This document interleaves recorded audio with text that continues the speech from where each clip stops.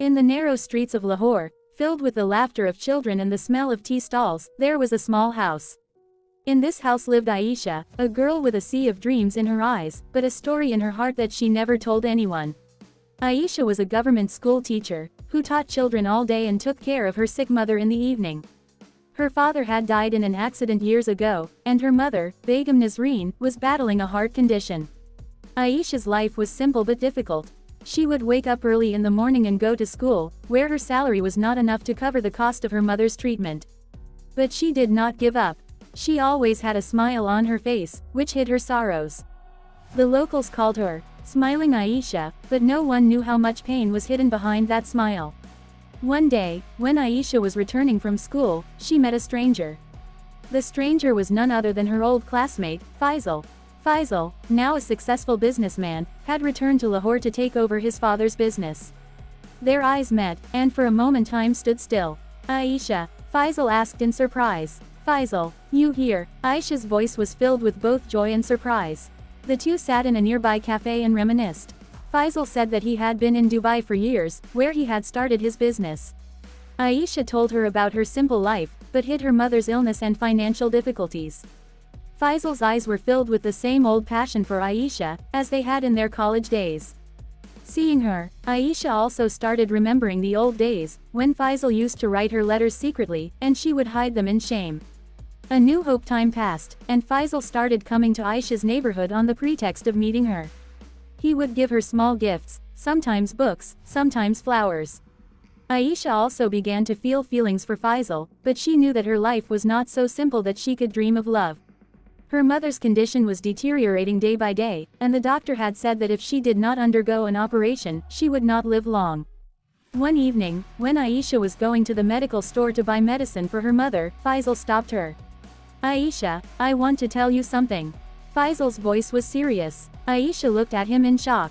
What's the matter, Faisal? I want to marry you, Faisal said in one breath.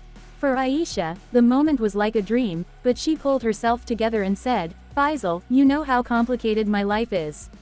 My mother is sick, we have nothing. Your family will never accept me. Faisal held her hand and said, I don't care what my family thinks.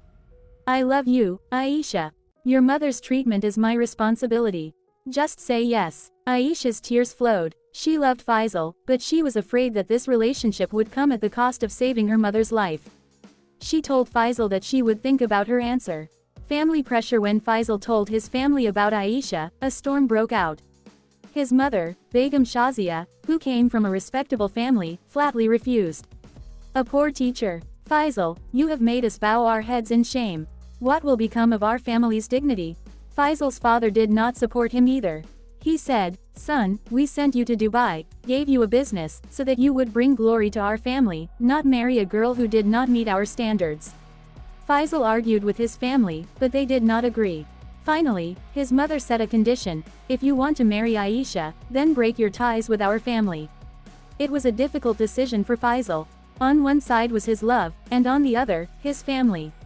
He could not sleep all night, and finally he decided to meet Aisha. Aisha's decision. When Faisal told Aisha about his family, Aisha fell silent. A storm was brewing in her heart. She knew that if she married Faisal, she would be separated from her family forever. And if he refused to marry, his mother might not be cured. Aisha told Faisal, Faisal, you are incomplete without your family. I cannot force you to make this sacrifice. Faisal tried to convince him, but Aisha said, I love you, but this love should not come at the cost of your family. That night, Aisha spoke to her mother. Begum Nazreen listened to her and said, Daughter, love is not what takes you away. Love is what completes you. If Faisal can be happy without you, then let him go. A painful sacrifice. Aisha wrote a letter to Faisal. Dear Faisal, you have given me happiness that I never dreamed of. But I cannot separate you from my family. My mother's illness is my destiny, and I accept it. You move forward in your life. I will always pray for you. Yours, Aisha. Reading the letter, Faisal wept. He went to meet Aisha, but Aisha refused to meet him. She did not want Faisal to see her as weak.